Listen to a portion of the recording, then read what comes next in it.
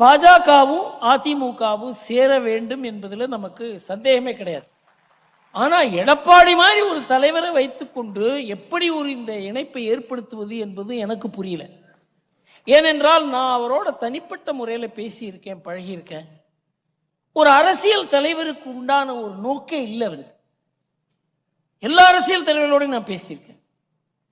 கையில 2021 எலெக்ஷன் நான் தனிப்பட்ட முறையில் அவரை போய் பார்த்தேன். அமெரிக்கா அமித்ஷா சொல்ல சொல்லி ஒரு கொஞ்சம் அவர் காம்ப்ரமைஸ் பண்ணி கொண்டிருந்தால் 10-12 சீட்டு கொடுத்திருந்தால் திமுகவுக்கு தனிப்பெரும்பான்மை கிடைத்திருக்காது. நான் அவருக்காக தான் சொன்னேன், நீங்க வெற்றி பெற மாட்டீர்கள், ஆனால் திமுகவுக்கு தனிப்பெரும்பான்மை கிடைக்காது. தனிப்பெரும்பான்மை திமுகவுக்கு கிடைக்கவில்லை என்றால் 2006 கருணாநிதி ஆட்சி செய்தது போல ஸ்டாலினால செய்ய முடியாது.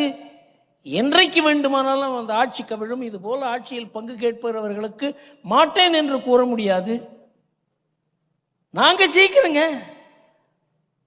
நாங்க ஜெயிக்க மாட்டோம், நீங்க தாங்க சொல்றீங்க அப்படிங்கிறார். எனக்கு புரியல, யாருக்கு ஆலோசனை கூறுகிறார், யார் புள்ளிவரம் கொடுக்கிறார்? கையில வந்த ஒரு பெரிய ஒரு வாய்ப்பை நழுவ விட்டவர் அவர்.